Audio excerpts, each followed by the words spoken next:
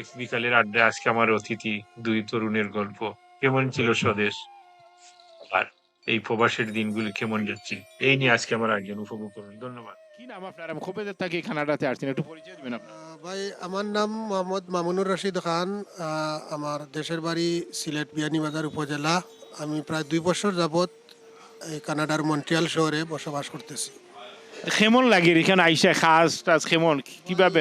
একথা বলতে হলে আমাকে অনেক সময় দিতে হবে, কারণ ছবিতে এক জিনিস আর বাস্তবতা আরেক জিনিস। কানাডা অলওয়েজ ছবিতে অনেক চমৎকার লাগবে, কিন্তু বাস্তব যখন আপনি কানাডা আসবেন উপভোগ করবেন, বাস্তবতা ভিন্ন। বাস্তবতা অনেক কঠিন। আজকে এই মুহূর্তে আমার পিতার কথা খুবই মনে পড়তেছে। উনি বারবার বলতেন, বাবা পড়াশোনা করো, পাশাপাশি কাজ শিখো। পড়াশোনা কিছুটা করছি ইনশাল্লাহ, কিন্তু হাতের কাজ, কারিগরি কাজ, টেকনোলজি কাজ এগুলা শিখিনি, যার কারণে আজ ২ বছর থেকে আমি অনেক কষ্টের মধ্যে দিয়ে সারভাইভ করতেছি। এবং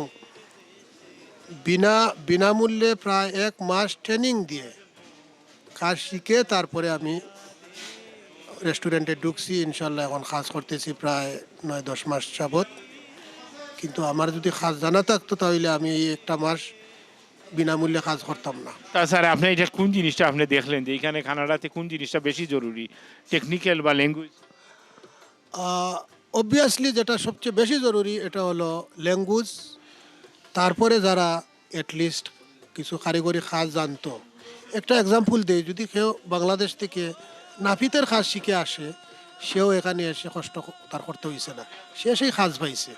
মনে করেন টেইলার আছে, অনেকে প্লাম্বারের কাজ, টেকনিশিয়ান, ইলেকট্রিশিয়ান, এরা কিন্তু বসে থাকেনি, এরা আসার পরেই কাজ পাইছে। কিন্তু আমার মতো যারা কোনো শুধু পড়ালেখা করছে, হাতের কাজ, কারিগরি কাজ, টেকনোলজি কাজ শিখে নাই, এখানে এসে অনেক সাফার হইতে হয়েছে। এবং ল্যাঙ্গুয়েজ সই কেমন, ল্যাঙ্গুয়েজ ইংলিশটা জানা উচিত। আমার মনে হয় ল্যাঙ্গুয়েজটা মোস্ট ইম্পর্টেন্ট, এবং যারা অ্যাটলিস্ট ল্যাঙ্গুয়েজ জানে, দেশ থেকেও শিখে আইছে, এরা এখানে মোটামুটি সুখে আছে, কিছু কাজ টাজ করতে চায়। যারা ল্যাঙ্গুয়েজ দিক দিয়ে দুর্বল, যারা ইলিটারেট, এরা এখনও কষ্ট করতেছে। আপনার পরিচয়টা দিবেন, আপনি কতদিন ধরে, আমার দেশের বাড়ি কোন জায়গায় আপনার? আলাইকুম। আমার বাড়ি নবীগঞ্জ উপজেলার পাঁচনং আউশকান্দি উমরপুরে আমার বাড়ি। আউশকান্দি নবীগঞ্জ। জি জি, আমার নাম সৈয়দ দীপলু। আমি 2024-এ 20শে মার্চ আইসলাম, রমজান মাসে আইসলাম। প্রায় 2 বছরের কাছাকাছি হয়ে গেছে। কেমন লাগে রে যে কানাডা, রঙ্গিল কানাডাতে আসছেন, বাংলাদেশে থাকতে কেমন দেখলেন আর বাস্তবতায় কেমন? দেশ থেকে তো অনেক কিছু বোঝা যায়। দেশ থেকে কানাডার এলাকা ছবির মধ্যে সুন্দর, বাস্তবে কিছু না, আসলে বাস্তব বহুত বড় কঠিন। বাস্তব অনেকে তো আইতে চায়, তাদের উদ্দেশ্যে আপনার কি বলার আছে আপনার অভিজ্ঞতা থেকে?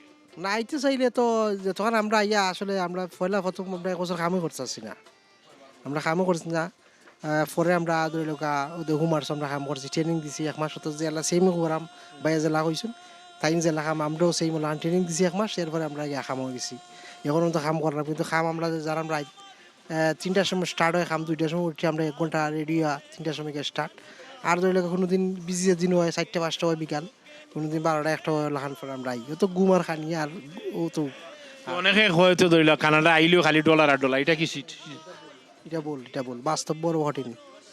আপনার অভিজ্ঞতা থাকে যারা আইতে চায় তারা কি শিক্ষা আসা উচিত? তারা যারা আইতো চায়, আমি বিশেষ করে ড্রাইভিং লাইসেন্স হইরা আইতো, দেশের লাইসেন্স যে হইরা এই দেশে আনা পরে চেঞ্জ করা যায়, এটা হয়তো সময় কম লাগে।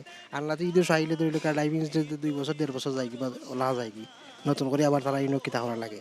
আর দ্বিতীয়ত প্লাম্বিংয়ের কাম, কারেন্ট ইলেকট্রিক কাম, টেইলি মানে কইরা আইলে ওয়ার্কশপের কাম করে কিতা আছে। আর পাশাপাশি কিন্তু অনেকে ইংলিশই বুঝে না ঠিক মতো।